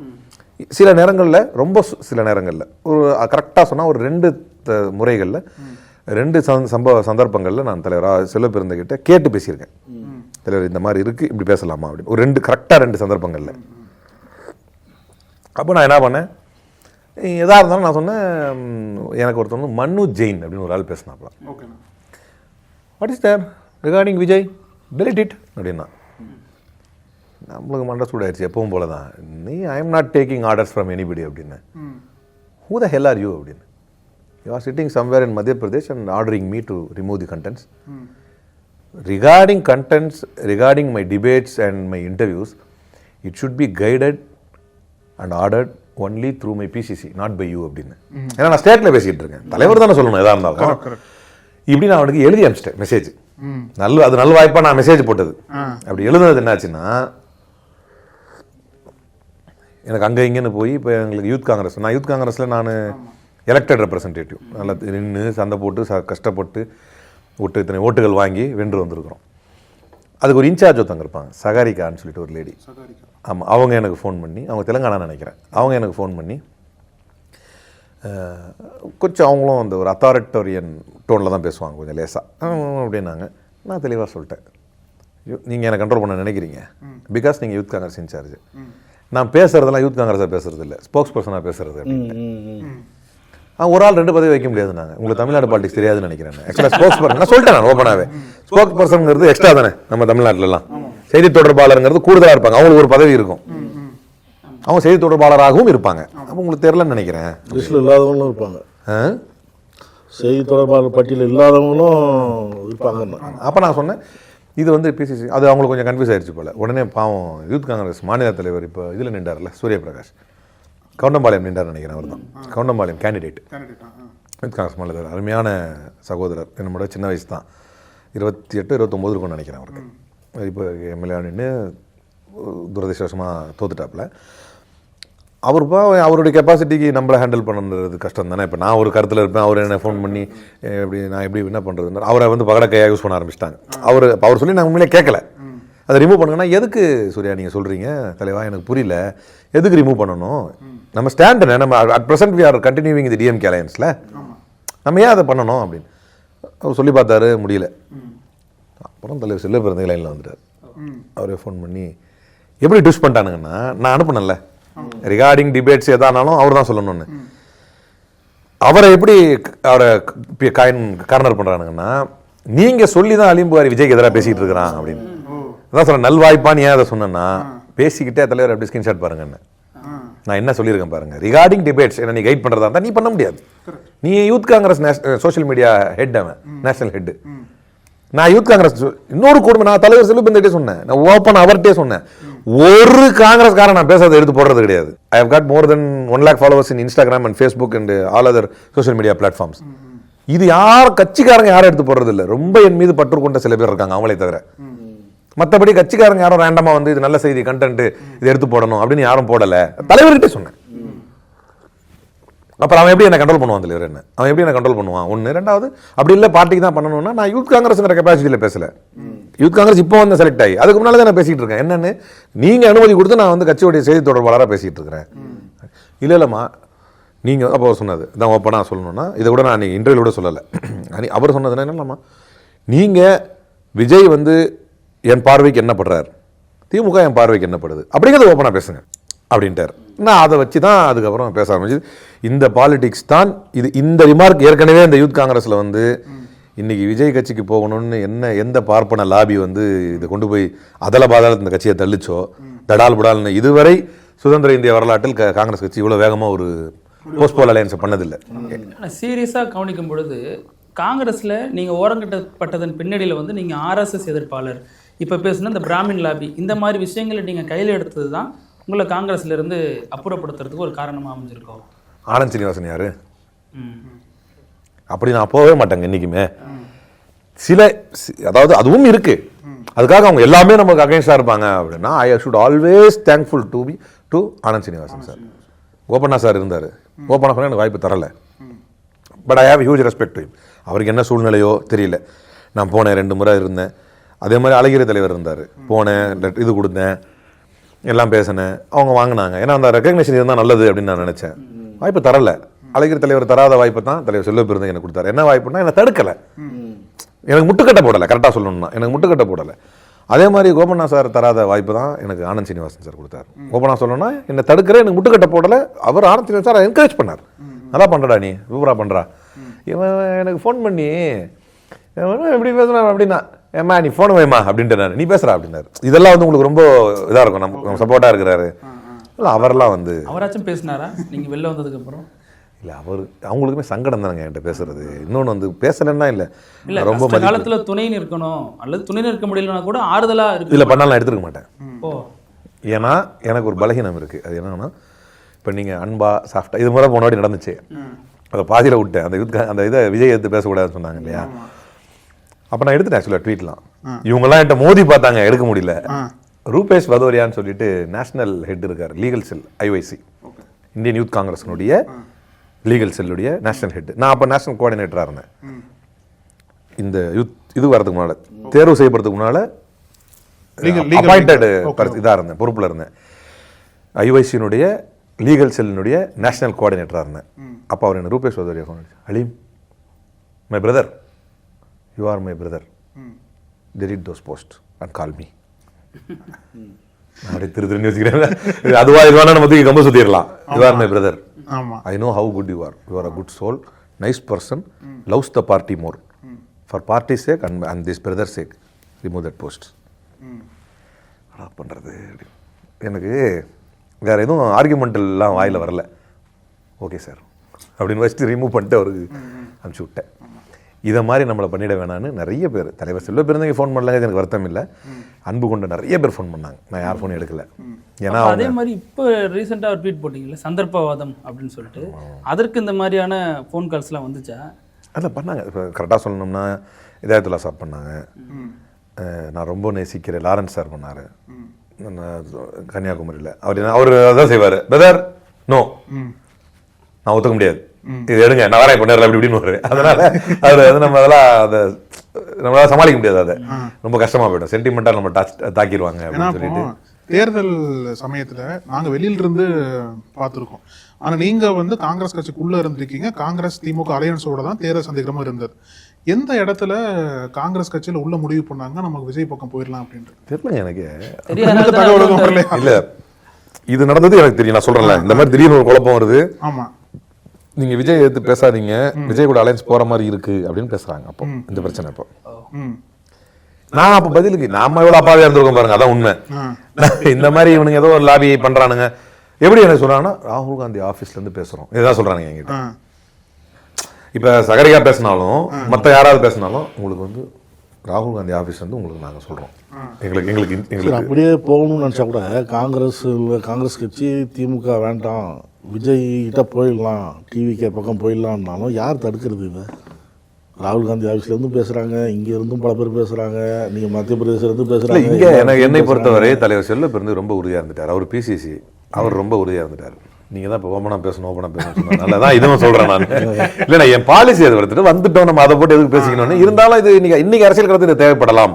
தலைவர் செல்வ பெருந்து ரொம்ப உறுதியா இருந்தார் என்னை பொறுத்த வரைக்கும். நான் பார்த்து as far as my knowledge is concerned அவர் ரொம்ப உறுதியா இருந்தார். அதுக்கப்புறம் ப. சிதம்பரமும் அப்படி தான் இருந்தார் அப்படின்னு சொல்கிறாங்க. அது எனக்கு சரியாக தெரியும், இது கன்ஃபார்மாக தெரியும் எனக்கு. அவர் ரொம்ப உறுதியாக இருந்தார். என்டிஎம் சொல்லும்போது இதானே சரி வரும் அப்படிங்கிற மாதிரி ஒரு எண்ணத்தில் இருந்தார். இன்றைக்கி தலைமை எடுத்த முடிவுக்கு கட்டுப்பட்டு இருக்கிறார் அப்படின்னு புரிஞ்சுக்கலாம். நீங்கள் ராகுல் காந்தி வந்தப்போ மொழிபெயர்ப்பாளராக இருந்திருக்கீங்களே, இப்போ பேசியிருந்தீங்க, அதெல்லாம் பார்த்தோம். ஆனால் ராகுல் காந்தி ஸ்டாலினோட மேடையை பகிர்ந்து கொள்ளக்கூடாது அப்படிங்கிறது திட்டமிடப்பட்ட ஒன்றா இருந்துச்சா, அல்லது அது அதன் போக்கில் நடந்துச்சா? ஆக்சுவலாக நான் ரிசைன் பண்ணுறதுக்கு இதெல்லாம் கூட ஒரு காரணங்க. ஓப்பனாக சொல்லணும்னா, நான் பெரிதும் நேசித்த ஒரு தலைவர் என்ன இப்படிலாம் இருக்கே அப்படின்னு யோசிக்க வச்சு. ராகுல் காந்தி இந்த தேர்தலை பிடிக்காம தான் வந்திருக்கிறாரு. அப்படிதான் அது காட்டுது. நம்ம எவ்வளோ ரிஃபண்ட் பண்ணிலாம் பேசிட்டு சந்திக்க அவருக்கே பிடிக்கல. நம்ம அப்படிதான் புரிஞ்சிக்க முடியுது. அப்படிதான் அதை புரிஞ்சிக்க முடியுது. எங்களுக்கே அந்த ஃபீல் வருது இல்லை. இப்போ வெளி ஆளுங்களுக்கு வர்றதை விட்டுட்டு இப்போ நமக்கே அந்த ஃபீல் தானே வருது. இப்போ சொல்லப்போனால் அன்னைக்கு ஆக்சுவலாக என்ன அதுவும் ஒன்று சொல்ல வந்தேன். அன்னைக்கு எனக்கு தலைவர் சில தான் ஃபோன் பண்ணுறாரு. தேஜஸ்வி யாதவ் வராரு கோயம்புத்தூருக்கு. 5 மணிக்கு நீங்கள் கோயம்புத்தூரில் இருக்கணும். நீங்கள் என்ன பண்ணுறீங்களோ பண்ணிக்கமா. இப்போ அந்த ஷோலிங்கரை முடிக்கிறேன் இருக்குல்ல, ஷோலிங்கரை முடிச்சுட்டு அவர் ஏதோ ஒரு கணக்கு போட்டார், அது எப்படி பண்ணாருன்னு தெரியல எனக்கு. ஷோலிங்கரை முடிச்சுட்டு அங்கேயே ராகுல் காந்தி ஹெலிகாப்டரில் நீங்கள் போயிட்டு துறையூர்கிட்ட இது இறங்கணும்னா திருச்சிக்கு வந்துருங்க, அங்கேருந்து ஹெலிகாப்டர் ஃப்ளைட் வந்துடுனார். எத்தனை மணிக்கு முடிச்சு எத்தனை மணி அங்கே முடியறதே 3:20, ஷோலிங்கர் முடியறது 3:20க்கு முடிஞ்சு அவரோட ஹெலிகாப்டரில் போய் அங்கே இறங்கி போக முடியாதுல்ல. அப்போ எனக்கு உடனே திமுக தரப்புல இருந்து ஒருத்தர் ஃபோன் பண்ணார், இந்த மாதிரி வரணும் நீங்கள் அப்படின்னு. நம்ம சொன்னால் லாஸ்ட் மினிட் என்ட்ரிக்கு மட்டும் நீங்கள் ஓகே பண்ணிவிடுங்க ஏர்போர்ட்டில், நான் எப்படியாவது வந்துடுறேன் அப்படிங்கிற மாதிரி நான் சொல்லியிருந்தேன். அந்த நபர் அதுக்கப்புறம் முடியாதுன்னு கன்ஃபார்ம் ஆயிடுச்சு. நான் ஆக்சுவலாக நான் ஷோலிங்கர் போலன்னு வைங்க, போல எனக்கு முன்கூட்டியே தெரிஞ்சுன்னா நான் அங்கே போயிருப்பேன், தேஜஸ்வி யாதவுக்கு டிரான்ஸ்லேட் பண்ண போயிருப்பேன். நல்லாவும் இருந்திருக்கும் ஓரளவு இதான். அப்போ ஆனால் அது இப்படி இல்லாமல் அப்படி இல்லாமல் பண்ணி ஆயிடுச்சு. இப்போ சிக்கலாகி போச்சு. அந்த நபர் இருக்கார்ல, என்கிட்ட பேசினார்ல, அந்த நபர் எனக்கு ஃபோன் பண்ணுறாரு. ஏங்க நாங்கள் இது சிஎம் பேர் ஒரு வாட்டி கூட சொல்லுங்க அவரு அப்படின்னா. சார் என்கிட்ட சார் கொந்தளிக்கிறீங்க அப்படின்னு நானா எழுதி கொடுத்தேன். நீங்கள் வைங்க நான் சில பேர் பேசுகிறேன் அப்படின்னாரு. அதுக்கப்புறம் ரெண்டாவதுல பேசிட்டார் அவர் கரெக்டாக. மேபி இது அந்த சீற்றமாகவும் இருக்கலாம். நான் கேள்விப்பட்டது டிகே சிவகுமார் சொன்னார் ராகுல் காந்தி கிட்ட, சரியில்லை சொல்லுங்கள் அவர் பேரை அப்படின்னு சொன்னேன். இதெல்லாம் என் மைண்டில் வந்து என்ன நம்ம இப்படி சைல்டிஷாக இருந்தால் எப்படி இதே இந்த மாதிரி. இப்போது மோடி வந்து இன்றைக்கி வந்து அஜித் பவாரை வந்து குற்றவாளி, பெரிய ஆள், பெரிய ஊழல்வாதின்றாரு. அரசியல் ரீதியாக சொல்கிறேன். நாளைக்கு அவரோட அலைன் ஆகணுன்ற போது வைக்கணும்னு முடிவாயிருச்சுன்னா அவன் மாதிரி தேசப்பற்றாளர் யார் இல்லைன்னு அடிச்சு விட்டுருவார் அவர். சரி, இது தப்பான உதாரணம் சொல்கிறேன் நான். இருந்தாலும் அரசியலில் முடிவு அப்படின்னு ஒண்ணு இருக்கு. இப்போ விஜயோட அலைனாவணும்னு முடிவு எடுத்த பிறகு இவ்வளவு வேகமா விஜய் தான் தமிழ்நாட்டை இத்தனை வருஷமா காத்த மாதிரி பண்ணிக்கிட்டு இருக்கிறோம். இல்ல போறத பத்தி ஒன்றும் பிரச்சனை இல்லை. கம்யூனிஸ்ட் மாதிரி போயிருந்தா பிரச்சனை இல்லை, விசிகா மாதிரி போயிருந்தா பிரச்சனை இல்லை. நமக்கே பிரச்சனை இல்லையே. நானே அதை சப்போர்ட் பண்ணிருப்பேன். வெயிட் பண்ணணும் இல்ல, கொஞ்சம் வெயிட் பண்ணிருக்கணும். நீங்க வெற்றி சான்றிதழ் வாங்கினாங்களா இல்லையான்னு தெரியல. அதுக்குள்ளே அங்க போய் பாய்படுங்க ஒரு லாபி சார். இது வந்து ராகுல் காந்தி வந்து ரொம்ப அழுத்தத்துல இருந்திருக்காரு. நான் என்ன கேட்கறேன், இப்படி வச்சுக்கிட்டு எதுக்கு நம்ம ப்ரீ போல்ல அலையன்ஸ் வச்சோம்? எனக்கு என்னுடைய கேள்வி அதை மனசுக்குள்ள எழக்கூடிய என்னுடைய இல்லை. இப்போ ரெண்டு தரப்புக்குமே சொல்ல வரேன். இப்போ நான் பேசுறது எல்லாருமே சமூக ஊடகங்கள்ல பேசுறது, இப்போ நம்மள மாதிரி உட்காந்து விவாதங்கள்லாம் பேசுறாங்கல்ல, அவங்கெல்லாம் சொல்றது முன்னாடியே போயிருந்தா காங்கிரஸும் டிவிகே இன்னும் கொஞ்சம் ஜெயிச்சிருக்கலாம், நிறைய ஜெயிச்சிருக்கலாம். தெரியல, திமுகவும் 10 சீட்டு கூட வந்திருக்கலாம், ஜெயிச்சிருக்கலாம் அப்படின்லாம் பேசுறாங்க. இது ரெண்டு பேருக்குமே பாதிப்பாகி போச்சே. 28-5 அப்படின்னும் போது 23 சீட்டு காங்கிரஸ் தோத்து இருக்கு. இதுவே திமுக டைரக்டா நின்று இருந்தா அதுல ஒரு 10-15 வந்தாலும் இன்னும் கொஞ்சம் கூட வந்திருக்கும் மேல அப்படிங்கிற மாதிரி. அவங்களுக்கும் வந்து நம்ம நின்று இருந்தா, டிவிகே கூட நின்று இருந்தா நம்ம ஜெயிச்சு வந்திருக்கலாம் மேபி. ஆனால் அது எந்த மாதிரி அசம்ஷன் எனக்கு தெரியல. ஏன்னா இன்னைக்கு விஜய் வந்தது வந்து எல்லா இடத்துலையும் விஜய் தான் நிற்கிறேன்னு நீங்கள் நினச்சிங்கன்னு சொல்லும் போது டிவிகே கூட்டணி இல்லை. கூட்டணின்னு வந்த அண்ணன் கேஎம் ஷெரீஃப் அண்ணனும் ஹாரூன் ரஷீத் அண்ணனும் மற்ற எல்லாருமே விசில் சின்ன தான் நின்றாங்க. காங்கிரஸ்னா தனியாக உங்களுக்கு இதில் நின்றுருக்கணும், கையில் தான் நின்றுருக்கணும். அது எந்த அளவுக்கு விஜய்க்கு ஓட்டு போட்ட அந்த பாமர மக்கள்கிட்டையும் அரசியல் பெரிய அளவில் அரசியல் அறிமுகம் இல்லாத மக்கள்கிட்ட போய் ரீச் ஆயிருக்கும். அதெல்லாம் இருக்கு, நிறைய கொஸ்டின்ஸ் இருக்கு. ஏன்னா விசில் அவர் அந்த விசில தான் கூட போய் சேர்த்துட்டாங்க. எங்க பார்த்தாலும் அடிச்சு உறுதியா இருந்து 28 தொகுதி வாங்கணும்னு நாங்களாம் நினைச்சோம். 28 காங்கிரஸ் ஜெயிச்சு வாங்கும்போது எங்களுக்குலாம் தெரியாது ஜெயிக்கும். அதெல்லாம் வந்து ஏகப்பட்ட ஆன்டி இன்கம்பன்சி இருக்கிற தொகுதிகள்லாம் வந்து அப்படியே ரீட்டைன் பண்ணி வச்சுக்கிட்டு இவ்வளவு பிடிவாதமா இருக்காங்களே, அப்போ 28-25 வந்துருவாங்க போல இருக்கு.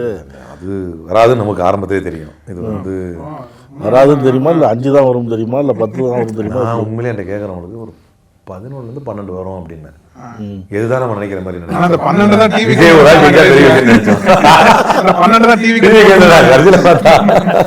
சரி சார். இதுல நீங்க போறங்கிறது யாரும் தடுத்து நிறுத்த முடியாது, கட்டி போட முடியாது. அது எல்லாருக்கும் தெரிஞ்ச விஷயம்தான். இவ்வளவு தூரம் ஒரு பயணிச்சு, இத்தனை வருஷம் இத்தனை தேர்தலை சந்திச்சு, இவ்வளவு தூரம் பயணிச்சு போயிட்டு ஒரு நன்றி இந்த திமுக தலைமையில ஒரு தேர்தலை சொல்றாரு நினைச்சுக்கிட்டேன். நீங்க போற வேலை தடுக்க முடியாது, ஒரு நன்றி சொல்லல அப்படிங்கிற ஒரு பொது வெளியில ஒரு பேச்சு இருக்குல்ல. அது சார், இதெல்லாம் நான் ஏற்கனவே நான் என்ன சொன்னேன்னா 2 விஷயம் நான் என்னுடைய ரெசிக்னேஷனுக்கு முக்கியமான காரணமாக நான் சொன்னேன். ஆக்சுவலாக நக்கீரனில் பேசுனது தான் பிரச்சனை ஆனது. எங்கள் கட்சிக்காரங்க எல்லாம் தூக்கி போட்டு நக்கீரனில் தான் இப்படி சொன்னார்னா ஐ ஸ்பீக் மை ஹார்ட், அவ்வளோதான். நான் கேட்ட ஒரு கேள்வி அது இது கூட இல்லை. போகிறேன்னு சொல்லிட்டு போகிறத தாண்டி மதவாத சக்திகளோட ஒரு அலைன் ஆக மாட்டார் அப்படின்னு நீங்களே எழுதிக்கிறீங்க. இப்போ நடந்துருக்கிற கூத்தெல்லாம் பார்த்தீங்கன்னா மதவாத சக்தியோட அலைன் ஆக மாட்டேன்னு சொன்னார். யார் சொன்னா? விஜய் சொன்னார். நீங்கள் கேட்டிங்களா? இல்லை நாங்கள் எழுதியிருக்கிறோம் அப்படின்னு காங்கிரஸ் சொல்லுது. அப்போ என்டிஏ அலையன்ஸில் நின்ன சிவி சண்முகமும் அந்த கோயம்புத்தூர்கார் பேர் என்ன, எஸ்பி வேலுமணியும் இப்போ சேர்ந்துக்கிறியா? இப்போ இது கம்யூனல் ஃபோர்ஸ் தானே? இல்லை அவங்க என்டிஏவோட வெளியே வந்துட்டாங்க. அவர் சொன்னாரா? இல்லை விஜய் சொன்னார். சொல்ல வேண்டியவனு சொல்ல மாட்டேங்கிறான். இப்போ நான் கம்யூனல் ஃபோர்ஸஸோட போக மாட்டேன்னு விஜய் சொல்லலை, ஆனால் இவங்க லெட்டரில் இருக்குது. அவங்க என்டிஏலேருந்து வந்துட்டாங்கன்னு அவங்க சொல்லலை. இவங்க சொல்லுங்க. அப்போ அவங்க முதலாளியை கேட்காம, அவங்களுடைய ஹைகமாண்ட் எங்கே இருக்குது? டெல்லியில் இருக்குது, பிஜேபி ஆஃபீஸில். அவங்க கேட்காம சொல்லுவாங்களா? அவங்க முதல்ல சொல்லிட்டு இருக்க முடியுமா அப்படி? அப்போது இது எதுவுமே ஒரு உறுதிப்பாடு இல்லாமல் இருந்ததுடைய விளைவு தான். ஆரம்பத்திலே சொன்னேன். நான் தான் சொன்னேன்னா கம்யூனல் ஃபோர்ஸஸோட கூட்டணி வைக்க மாட்டேன்னு அவர் சொன்னதா சொல்றீங்களே. அவர் சொன்ன லெட்டர் எங்க? அவர் சொல்லியிருப்பார்ல, நான் வந்து I formally invite you for coalition with me, இல்லை நான் அலையன்ஸ் வித் மீ. அதுக்கு வந்து என்ன நல்லா ரெக்குவயர்மெண்ட்ஸு அப்படின்னு சொல்ல போனால் இதை வந்து சிவாரூர் கிட்ட வந்து பேசுகிறாப்புல அவர் ஆடிட்டர் குருமூர்த்தி. குதிரை பேரத்துக்கு இது ஒரு காரணம்னு சொல்லலாம் ஆளுநர், வாய்ப்பு இருக்குது. ஏன்னா நீங்கள் ஆதரவு லெட்டர் கொடுக்கும்போது நீங்கள் சிங்கிள் லார்ஜஸ்ட் பார்ட்டியாக வந்ததை மட்டும் தான் கொடுக்கணும். அப்படியும் இல்லாமல் நீங்கள் அலையன்ஸுக்கு லெட்டர் கொடுத்தீங்க அப்படின்னு சொன்னால் அந்த அலையன்ஸ் லெட்டரில் வந்து நிபந்தனையற்ற ஆதரவுங்கிறது தான் இருக்கணும் ஃபார்மலாக. மற்றபடி என்ன நிபந்தனை உங்களுக்குள்ள மினிஸ்ட்ரி கேட்குறீங்க, பர்த் கேட்குறீங்க, அதெல்லாம் வந்து உங்கள் கட்சிக்குள்ள அந்த பேப்பர்ஸ் இருக்கலாம். அதை கவர்னர்கிட்ட கொண்டு போனீங்கன்னா இதையும் ஹார்ஸ் ட்ரேடிங்கில் அவர் கொண்டு வருவார்னு அவர் ஒரு டெக்னிக்காலிட்டி பேசுகிறாரு. சரியா தப்பாங்கிறது அப்பாற்பட்டது. அப்போ இதுல வந்து அப்ப என்ன புரியுதுன்னா ஆளுநர் கொடுத்த லெட்டர் வரைக்கும் நீங்க கேட்டது இருக்குதுல்ல, அப்ப அவரு கொடுத்தது எங்க? நான் அதை தான் கேட்டேன். இப்ப விஜய் வந்து அபிஷியல் லெட்டர் எழுதணும்ல. அவையா விருந்தாளியா போயிருக்கீங்க. அப்படித்தானே. இப்போ நீங்க திருமாவளவனுக்கு வந்து தலைவர் எழுச்சி தமிழருக்கு வந்து வாட்ஸ்அப்ல அனுப்பினதால கோச்சிக்கிட்டாருன்னு சொன்னாங்க. எல்லாம் ஹியர்ஸே தான். நேரில் போனார்ல. நீங்க ஆதரவுலாம் நம்ம கொடுத்ததுக்கு பிறகு இவர் வந்தாரு. ஆதரவு கேட்டவர் நேரில் வந்தாரா? அவரை வர வச்சாங்கல்ல. ஐஎம்எல் ஆபீஸ் மண்ணடி குறுக்கு தந்ததுல தவுளுன்னு சந்து, அது கார் போய் வெளியே வராது. அதுக்குள்ள இறங்கி போனார்ல. அந்த சந்துக்குள்ள அது பாரம்பரியமான ஆபீஸ், அதுக்குள்ள இறங்கி போனார்ல. நான் கேட்ட கேள்வி உங்களை விட நான் காட்டமா தான் அதை கேட்கிறேன். என்னுடைய வேதனையும் அதுதான். நம்ம இத்தனை காலம் இருந்திருக்கிறோம். இப்போ இன்னைக்கு விசிகா போனதையோ கம்யூனிஸ்ட் போனது, 2 கம்யூனிஸ்ட் போனது யாருமே குறை சொல்லலை. குறை சொல்ல முடியல திமுக காரங்களாலேயே. ஆனால் அதில் ஒரு பாயிண்ட் இருக்கு. என்னன்னா இப்போ அவங்க யாரும் அமைச்சரவை இடம் கேட்கல, கேட்டால் குறை வந்துடும். இவங்களுக்கு அமைச்சரவை அப்படிங்கிறது. அப்போ என்னுடைய வார்த்தை நான் இன்னும் கூட தெளிவாக பதிய வச்சேன். எங்க கூட்டணியில் இருந்தால் கட்சியை வளர்க்க முடியும் அப்படின்னு சொன்னீங்கன்னா, அப்போ வேணும்னே வந்து கூட்டணியில் இது கவர்மெண்ட்டில் பங்கு வச்சா, அதிகாரத்தில் பங்கு வந்தால் கட்சி வளர்க்க முடியும். இது ஒரு பாயிண்டாக சொல்கிறாங்க. அதிகாரத்தில் தான் கட்சி வளர்க்க முடியும், கட்சி வளர்க்க முடியுங்கிறது பாயிண்ட்னா, அப்போ தெரிஞ்சுக்கிட்டே கட்சி வளர்க்கக்கூடாதுன்னு சோனியா காந்தி முடிவு பண்ணாங்களா 2006-11? நமக்கு வாய்ப்பு இருந்தது இல்லை. அப்போ ஏன் நம்ம அதை தெரிஞ்சுக்கிட்டே பண்ணலை அப்படின்னு. ஸோ இது மட்டுமே கிடையாது. நாம் வந்து சொன்ன டிஃப்ரென்ஸ் எல்லாம் ஒன்று நடந்துக்கிட்டு இருக்கு. இப்போ ஏடிஎம்கே காரங்களுடைய கேட்டால் சொல்கிறாங்க, இல்லை ஃப்ளோரில் வந்து அப்படி அவங்க எந்திரிச்சு ஆதரவு தரும்போது வேணான்னு விஜய் சொல்ல முடியாது. டேய், இது எவ்வளோ பெரிய இதுன்னா, அவர் தானே முந்தின நாள் போய் சோஃபாவை கொடுத்துட்டு இருக்கிறதே பெரிய அசிங்கத்தை பண்ணார் விஜய். சொல்ல போனால் இருக்கிறதுலேயே பெரிய ஜனநாயக அசிங்கம். அது என்னன்னா, சீமானோட போய் பார்த்துட்டாப்புல, எடப்பாடி பழனிசாமி பார்க்கல அப்படின்னா வேண்டாப்பட்ட நம்மால் சீமானோட பார்த்தாச்சு. 3% வாங்கின சீமான. நான் ஏற்கனவே சொல்லியிருக்கிறேன், பெரியார் ஏற்றதுக்காக நீ மண்ணை கவுவ அப்படின்னு. அந்த மண்ணு தான் இது. 3% வாங்கின சீமானு போய் பார்த்துருக்குறேன். எடப்பாடி பழனிசாமியை வாண்டடா பார்க்கல. அவங்க கட்சியில் இருக்கிற இன்னொரு பாதி குரூப்பை போய் பார்க்குறேன். எவ்வளோ பெரிய ஜனநாயக மீறல் இது, எவ்வளோ பெரிய ஒரு வயலேஷன் ஆஃப் டெமோக்ரஸியில் இது. அங்கே போய் அவங்கள பார்த்துட்டு, அப்போ என்ன கேட்டு அவங்கள போய் பார்த்துட்டு என்ன விளையாண்டு வந்தீங்களா?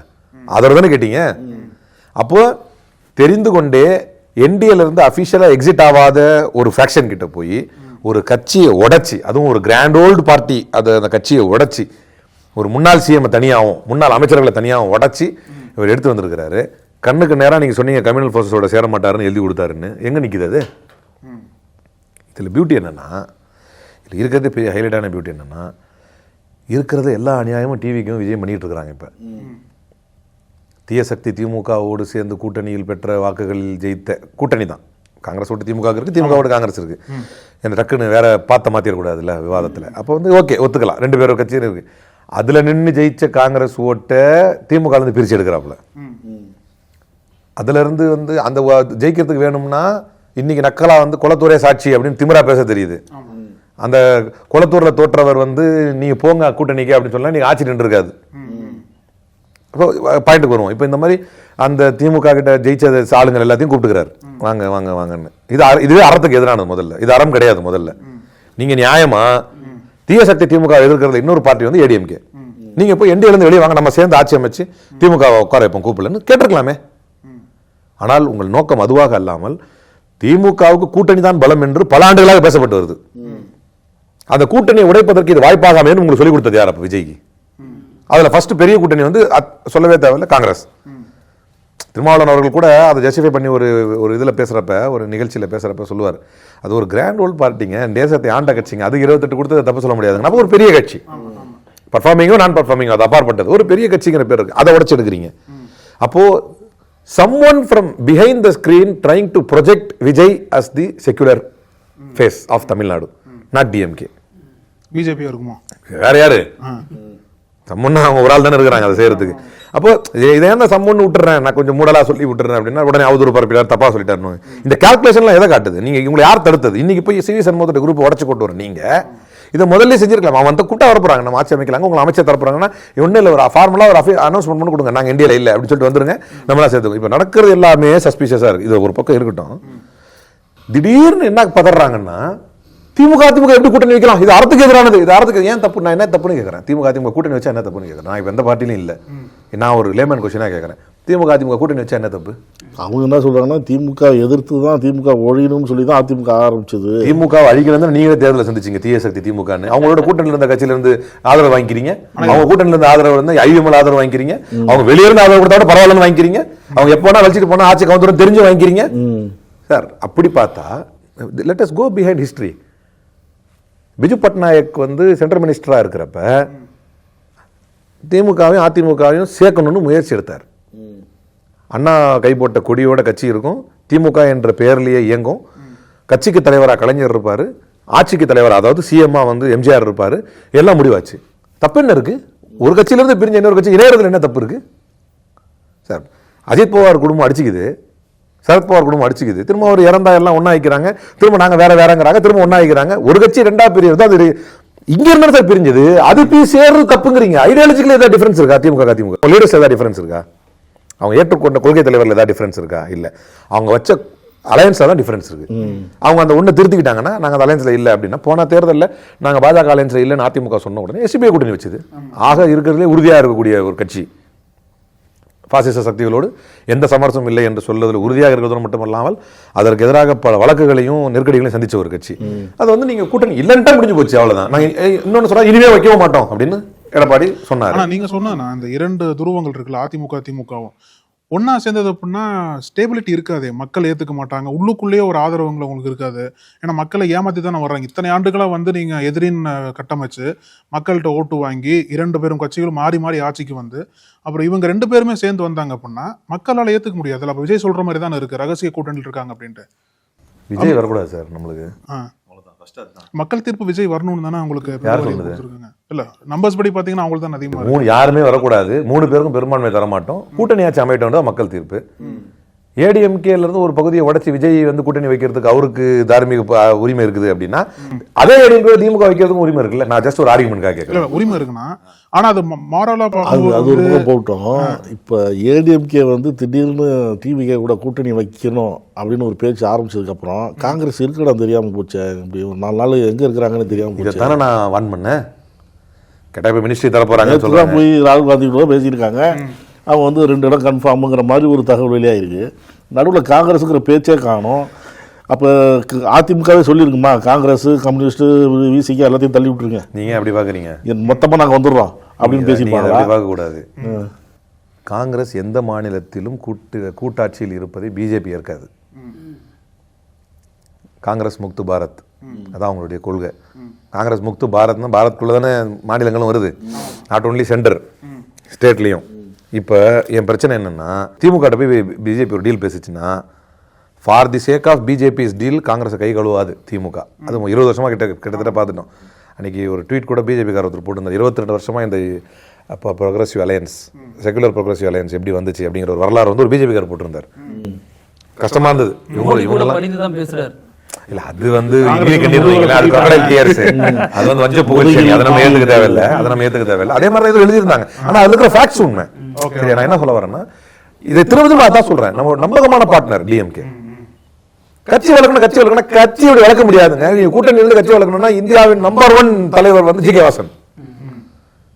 எல்லாம் எப்போ யார் போறதோ அவங்க கூட இருந்துருவார் அலையன்ஸ்ல. திமுக அதிமுக கூட்டணி வைக்கும் போது வாசன் ஆதரவு தராருன்னு கேள்விப்பட்டேன். ஏன்னா கவர்மெண்ட் இருந்ததுன்னா அங்க போயிடுவாரு. சும்மா கேள்விப்பட்டதா தெரியல எனக்கு உண்மை. அந்த மாதிரி அதிகாரத்தில் ஒட்டி இருக்கிறதுனால நீங்க வர முடியாது. அதிகாரத்தில் ஒட்டி இருக்கிறதுனால நம்மளால வர முடியாது. மகாராஷ்டிராவில் என்ன வேணும், டெல்லியில என்ன வேணும் சொல்லுங்க. காங்கிரஸ் பத்தி குதிரை மேல ஏறிதான் ஓடும், அப்படிதானே? ஓடுற குதிரை ஏறிக்கும். தமிழ்நாடு குதிரையா இருக்காது. தமிழ்நாடு காங்கிரஸ் அப்படி ஆகி போச்சு. மற்ற ஏன்னா நீங்க அப்படியே ரேவந்த் ரெட்டி சொல்ல முடியுமா, நடந்த கட்சி ஆட்சி கொண்டு வந்திருக்காரு. நான் இவரை சொல்ல முடியுமா, ஜெகன்மோகன் ரெட்டியோட அப்பா ராஜசேகர் ரெட்டி நடந்த பாத யாத்திரை பண்ணி கட்சியை கூட்டு வந்திருக்காரு. டி கே சிவகுமார் நான் சொல்ல முடியுமா? நான் அந்த உதாரணம் நம்மளுக்கே கவுண்டர் பார்ட்ஸ் இருக்கிறாங்க வேற ஸ்டேட்ல. இல்லன்னா இங்க தமிழக காங்கிரஸ்க்கு ஒரு மரியாதை தேவைப்படுது, அதை திமுக தரல. இப்ப தொகுதி பங்கீடு பேச்சு பழி வாங்கிட்டீங்களாம்ல நிறைய இடத்துல. அப்படியா பழி வாங்கிட்டீங்கன்னா எந்த இதில் சேர்த்து திமுக நீங்க தான் போய் திமுக சப்போர்ட் தானே உங்களை சொல்றாங்க. திமுக வந்து காங்கிரஸை வந்து நிறைய இடத்துல வேலை செய்யல, பழி வாங்கிடுச்சு அப்படிங்கிறாங்க. நான் விசாரிக்கிறப்ப மயிலாடுதுறையில் இவர் வேட்பாளராக அறிவிச்ச உடனே அங்கே இருக்கிற ராஜ்குமாரா அவர் வந்து ஒரு மீட்டிங்கை போட்டு, இந்த காங்கிரஸ் வேட்பாளருக்கு நாங்கள் வேலை செய்ய மாட்டோம், இந்த தொகுதி விட்டு அடுத்த தொகுதிக்கு போகிறோம் அப்படிலாம் பேசுனதா சொல்கிறாங்க. இது வந்து இது எப்படி புரிஞ்சுக்கிறது? இல்லை, இது வந்து ஒன்றும் புரிஞ்சுக்க தேவையில்லை. இது எல்லா கட்சியிலும் எல்லாருக்கும் நடக்கிறது. அப்படி பார்த்தா இது திமுக அலையன்ஸில் காங்கிரஸுக்கு நடக்குதுன்னு எடுத்துக்க முடியாது. இப்படி பார்த்தீங்கன்னா நீங்கள் ஜெயலலிதா அம்மா இருக்கிறப்ப கருணாஸுக்கு இதே மாதிரி சொன்னாங்கன்னு சொல்லி அந்த லோக்கல் நிர்வாகத்தை கூப்பிட்டு தனியாக அவங்க பேசினாங்கன்னா மிரட்டினாங்க. உண்மை அதுதான். இப்படிலாம் நம்ம நிறைய வரலாறு கேட்டிருக்கிறோம். அது மாதிரி செல்வ பிறந்து மிரட்டினாரா? இல்லை, அது வந்து ஜெயலலிதா மிரட்ட, திமுக தானே மிரட்டணும். அப்படி பார்த்தா கான்செப்ட் படி பார்த்தா அதெல்லாம் மிரட்டினாலும் ஜெயிச்சாரு. அப்படி ஸ்ட்ரிக்டா சொன்னதுனால ஜெயிச்சாரு. அப்படி பார்த்தா அதாவது இதெல்லாம் வந்து எப்பவுமே நடக்கிறது தான்.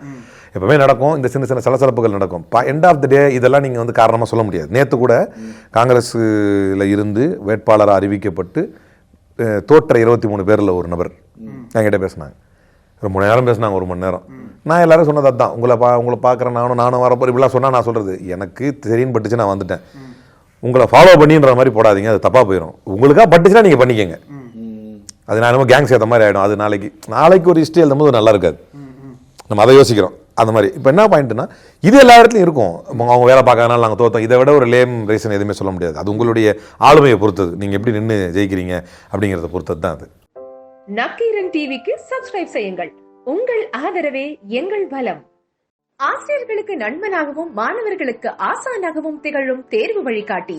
ஒவ்வொரு பாடத்திற்கும் அனுபவமிக்க ஆசிரியர்களின் துல்லியமான தெளிவான விடைகள்.